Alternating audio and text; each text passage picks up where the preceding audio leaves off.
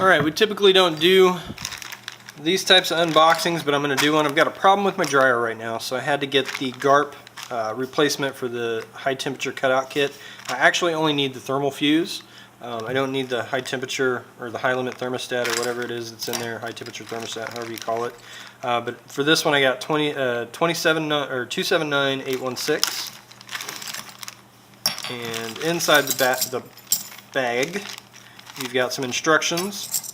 You've got a couple of pieces here. You've got a couple of screws. Okay, so this is the only device that I actually needed. This is what blew on mine, and you know, this is actually kind of funny here. As you look, you can see how it's separated here from the edge.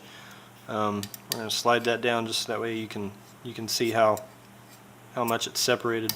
That means this one's probably already blown as well. It's really sad news for me, so I'm going to have to send this back. It's kind of disappointing. I'll let you guys know for sure. And then this goes to replace, this is a new model, goes to replace the one that you currently have on your dryer. Mine's not broken, so I'm not going to swap it out, even though they tell you in some reviews to do that. You have to rewire something. You have to cut off one of the pieces, so that way you can put this on the end, and then you can put this on the end, as opposed to the current model has a longer piece over here and two connectors.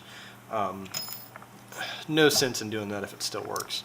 So I'm going to test this thing out real fast with a multimeter. Let me just grab one real fast.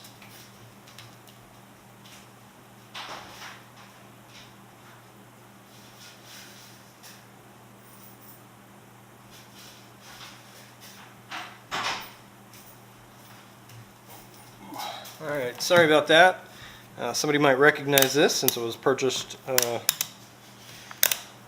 on Amazon. Alright, so let's see if we get something. Oh, hey, it does work. Alright, so it's been raised up, but it actually does work. So it's kind of weird. You can hear that tone. So we'll play around with it, I guess, try to get it installed and see what it does. But both of them appear to work just fine for now.